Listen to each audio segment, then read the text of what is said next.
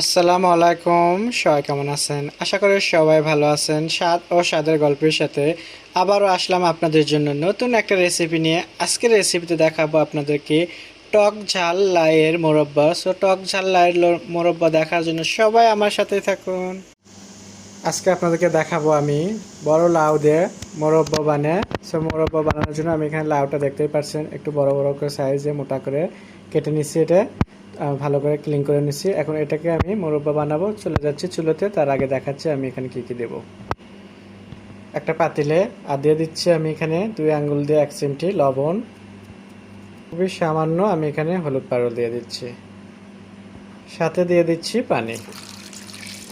তো পানিটা দিয়ে দিলাম, একটু পানিটার পরিমাণ বেশি দিলাম যেহেতু মোরব্বা একটু ঝোলঝোলি হয়। সো এর জন্য করে আর খুবই অল্প উপকরণে কিন্তু আমি এখন এটাকে আমি সেদ্ধ বসে দিচ্ছি চুলোতে। সো এখন আমি দিয়ে দিলাম চুলোর উপরে। সো এখন আমি এটা 20 থেকে 25 মিনিট রান্না করে নেব। সো এখানে লাউ দেখতেই পাচ্ছেন মোরব্বার জন্য লাউটা আমার সেদ্ধ হয়ে গেছে, আর কালারটাও দেখতে পাচ্ছেন খুবই সুন্দর কালার আসছে।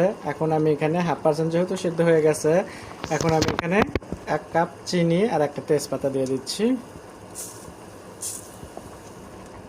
এটা এখন আমি আরও 8 থেকে 10 মিনিটের মতো এভাবে একটু রান্না করে নেব।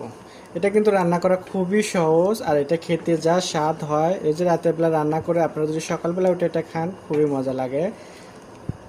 সো এটাকে আমি আরও 8 মিনিটের মতো রান্না করে নেব। সো এখন আমি মোরব্বাটা বাগার দেওয়ার জন্য কি কি উপকরণ নিয়েছি সেটা দেখাচ্ছি। তো বাগারের জন্য আমি এখানে একটা প্যান বসে দিচ্ছি, দিয়ে আমি খুবই সামান্য একটু তেল দিয়ে দিচ্ছি। ফোড়নের জন্য আমি এখানে একটু জিরে আর সর্ষে দিচ্ছি আস্ত। এটাকে একটু আমি ভেজে নিলাম, দেখতেই পাচ্ছেন এভাবে গরম তেলে।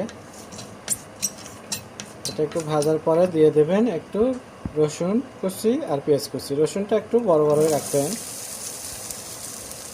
তো দেখতে পাচ্ছেন এখানে রসুনটা কিন্তু একটু বড় বড়। এটাকে এখন আমি সুন্দর করে একটু ভেজে নেব লাল লাল করে। দেখতে দেখতে পেঁয়াজটা কিন্তু আমার বাগারের জন্য ভাজা হয়ে গেছে, দেখতেই পাচ্ছেন। এখানে আমি দিয়ে দিচ্ছি একটু তেঁতুল। এটা কিন্তু টক মিষ্টি হবে। সো আমার এখানে বিচি ছাড়ানো তেঁতুল, আমি বিচি ছাড়ানো তেঁতুলটা দিয়ে দিলাম এখানে। এখন আমি এখানে লাউটা মোরব্বা যেটা বানালাম সেদ্ধ করছি ওটাকে অ্যাড করে দেবো। সেদ্ধ করা মোরব্বাটা